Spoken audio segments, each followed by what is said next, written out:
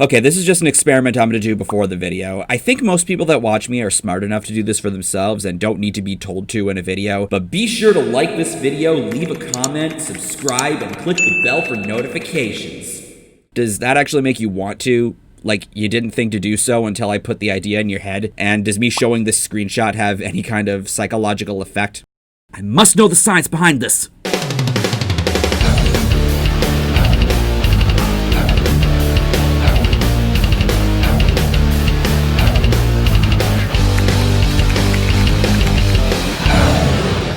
Hey guys, RanterInShades here of Cray-America Industries, exercising my First Amendment rights vlog style. I don't watch an insane amount of television, especially compared to when I was a kid, but there are plenty of shows from my childhood, teenage, and adult years that I do consider enjoyable and have maintained their place with me today. But this isn't about the shows, or at least not just the shows. This is about the theme songs, and me being a ride-or-die rocker, I enjoy a rockin' theme song. The songs I'm going to be talking about in this list are songs that were written and or performed by established bands. I don't really have much criteria for this list other than that, apart from me being familiar with the show and or the band. It also doesn't matter what kind of show the song was the theme for, live action, animated, sitcom, childhood show, etc., just as long as they're in the rock or even metal style or performed by a rock or metal band. And the ordering for this list is based on a combination for my appreciation for the show and the quality of the song. So with that out of the way, let's get started. This may be the quickest intro I've ever done for a countdown. Number 10.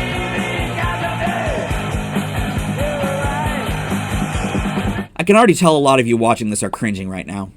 I understand. Rocket Power is definitely, as Emp Lemon once put it, aged about as well as polio over the last 2 decades with its terribly dated slang, over-the-top graphics, and some pretty obnoxious characters. No one can hate Tito, though. But with that in mind, I did legitimately enjoy the show growing up in the early 2000s. Had it not been for this show, I not only wouldn't have learned how to rollerblade or boogie board, but there's a chance I might not have developed an interest in video production either. One thing that for sure made the show enjoyable for me at the time was the theme song performed by Devo. Wait a second, Shades, didn't you say the band was called the Wipeouters? Yeah, but watch this. The Wipeouters.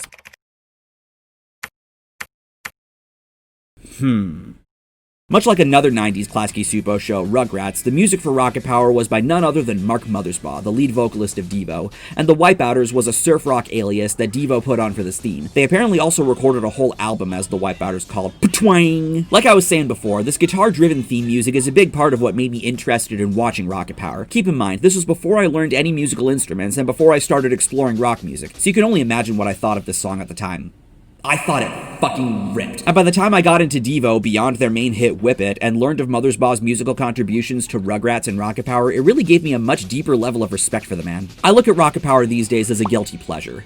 As much as I do cringe whenever I think back to the times I used to watch the show, I can't in good conscience say I hate it given the lasting impact it did have on me. Along with that, I do get some nice nostalgia feels whenever I watch the video Alpha J Show made for his Rise and Fall series about it. Regardless of however I might feel about Rocket Power as a show, I find the theme song pretty rockin'.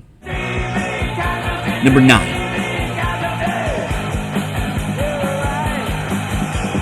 I should get out of the way that I haven't actually watched that 70s show before, but I hear very good things about it, and it sounds right up my alley. It's a show I do intend on binging whenever I'm in the mood to binge something new, but let's talk about this theme song. That 70s song was originally written by a 70s rock band called Big Star. It was covered by a much more well-known 70s hard rock band, Cheap Trick, to use as the theme song starting in the show's 2nd season. If you're gonna have a show about 70s culture, this song sounds as 70s as it gets.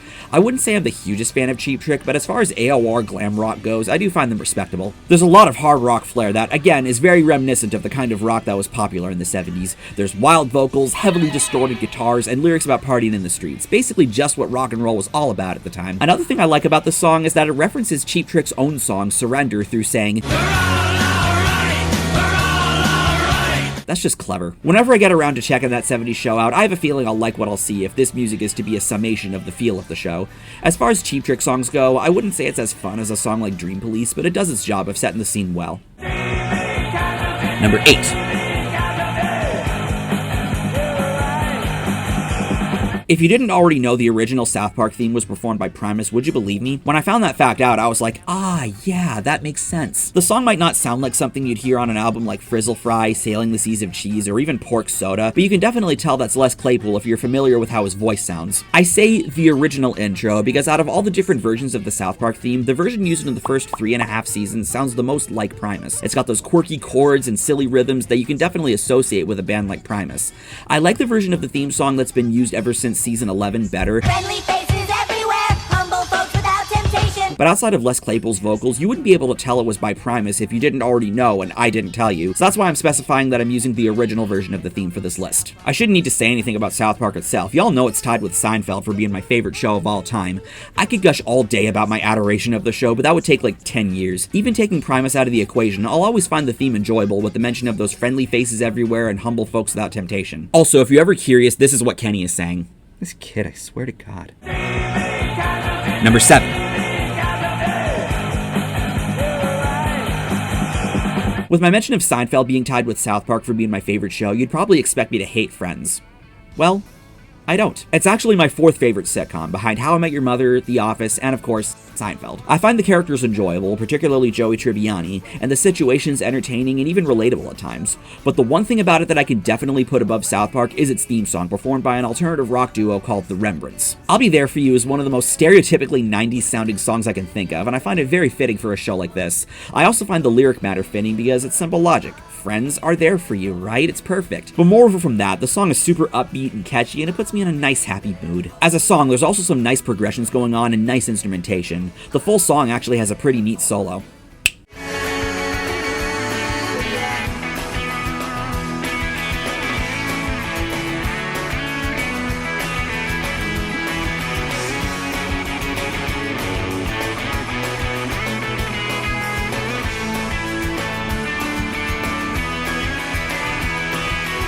As far as 90s alternative rock goes, this is a kind of song that really fits the mold of how rock in the second half of the 90s tends to sound. It's a kind of similar reason as to why I view Flagpole Sitta by Harvey Danger as one of the most quintessential excellent 90s rock songs.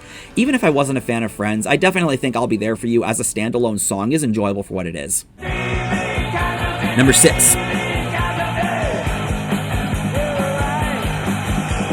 Okay, so this is another show I haven't seen, Highlander the series, based on the film franchise of the same name and taking place decades later after the first film's setting.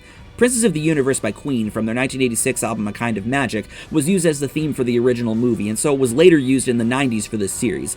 I might not be familiar with the show, but do you think I'm going to turn down any opportunity to talk about Queen? No. I've said at least once or twice on this channel that I view Queen as one of the greatest bands of all time. Princes of the Universe might have come from an album later in the band's original run, but it has all the great characteristics you want in a Queen song. Scorching guitar parts from Brian May, very pompous structure, grand-sounding vocal harmonies, and the always majestic vocals of the late Freddie Mercury. This is a song that's so huge-sounding, and those have always been the songs I've viewed as Queen's best. It's especially awesome about midway through the song when the tempo speeds up. Highlander is a good movie, and this is an excellent song. If you're gonna have it carry over to a TV series, I'd say you can't go wrong with having a song like this from a band as excellent as Queen serve as a staple. Number 5. If any of you have watched the Billy and Mandy video I made with my friend Atticus the Death Metaler on his channel, you heard me give my opinion on Pokemon and my relationship with the show when talking about the episode that parodies the big craze of the late 90s, early 2000s.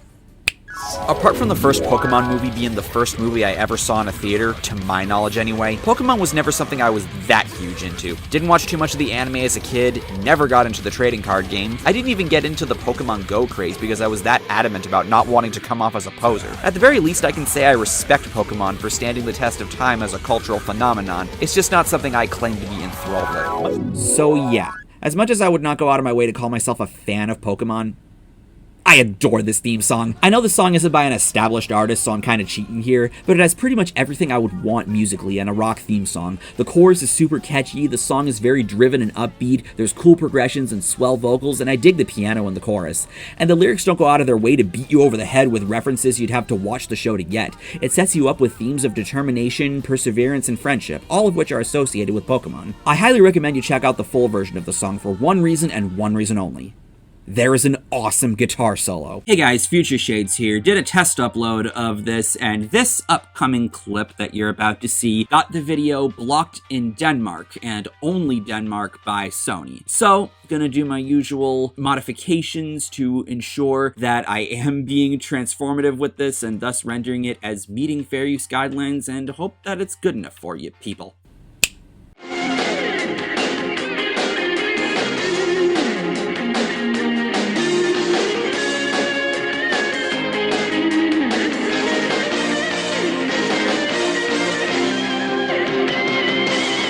That plus the drive and the catchiness make this song truly amazing. Even if I'm out of touch with the series, even if I'm not as enthralled by it as I once was, even if I don't have as much of a desire to catch them all as I did when I was a kid, hey, that rhymes, the Pokemon theme will always be a major jam for me. Number 4.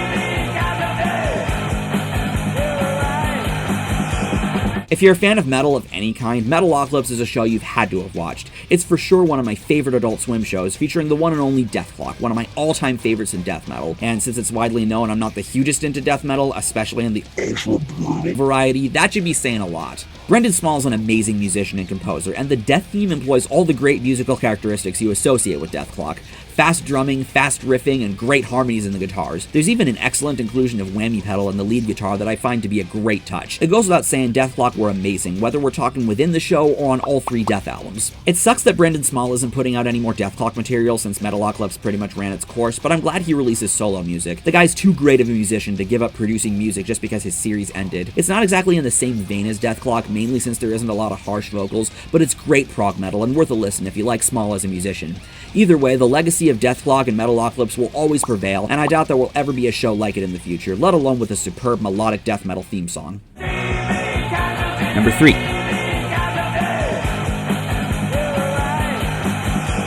I'm kinda cheating with this one too, since this isn't technically the official theme song for Jimmy Neutron. The version we know essentially won a draw against this version by Bowling for Soup when it came to picking what would be the theme song on TV.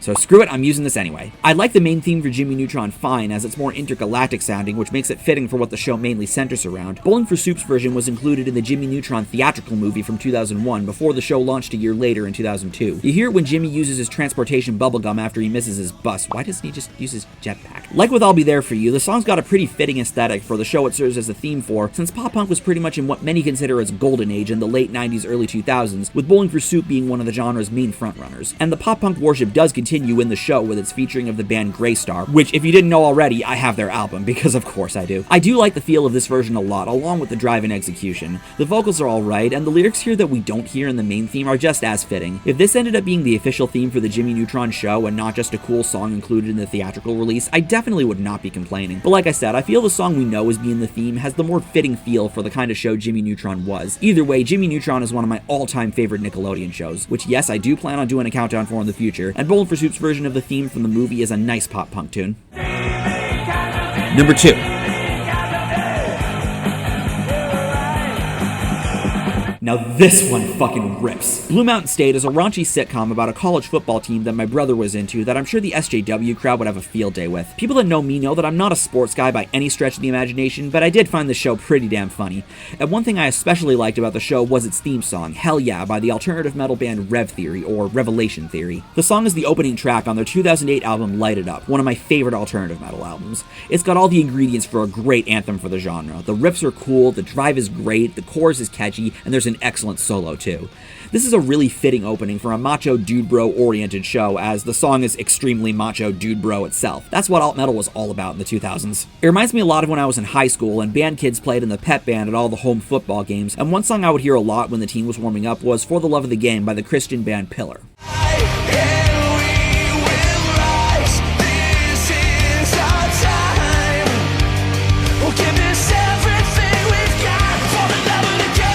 As much as that song would definitely work as a theme song for a show about athletes, Hell Yeah is just more epic sounding of a rager. Along with that, I've always found Rev Theory to be an interesting band, and I do have Blue Mountain State to thank for getting me to look further into them.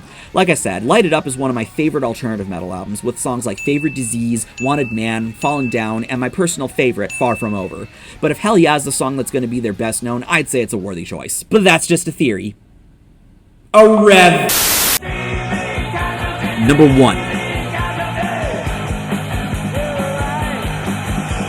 Why would I not put I Found a Way as my number 1 on this list? It's such a great song. It's got a simple groove, some nice chord choices, and lyrics that fit the themes of Drake and Josh excellently. Drake Bell is singing about how opening his mind helped him to realize how simple being there for someone is. And that's essentially what his character goes through as the series progresses after this weird doofus Josh becomes his new stepbrother upon their parents remarrying. In other words, Drake found a way to turn his attitude about Josh around and become closer with him, even during episodes like The Bet and Foam Finger that revolve around the two of them being at odds. And that's what makes I Found a Way beautiful as a theme song. Of course, musically the song is solid.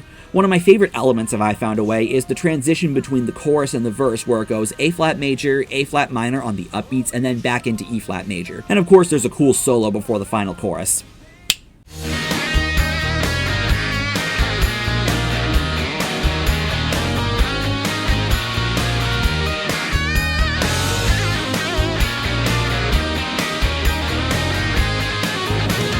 It's not as pop-punk as Bowling for Soup's Jimmy Neutron theme, or as heavy as Hell Yeah, or as grandiose as Princes of the Universe, or as cheery as I'll Be There For You. It's just a smack-in-the-middle rock song that fits the style of music Drake specializes in writing, both in and out of the show. Drake and Josh was not only a show that helped me transition from watching kids' cartoons to watching shows geared towards an older audience when I was in middle school, like I mentioned at the beginning of the Danny Phantom video, but like with Green Day, I do gotta give some credit to Drake Bell for making me want to learn guitar. And I don't just mean in the sense that it would get me girls or anything, but he made playing guitar look so cool to my 11-year-old self. And when I met Drake Bell at the beginning of last year, back when people could actually go to concerts, I made sure to tell him that. He's contributed other cool songs to the show, like Hollywood Girl from the Drake and Josh Go Hollywood TV movie, and Down We Fall from the episode Number One Fan, which the studio version on his album Telegraph features a full band and a very lengthy and soulful solo. And along with those two songs, I Found a Way is not only a great song, but it's my favorite TV theme song.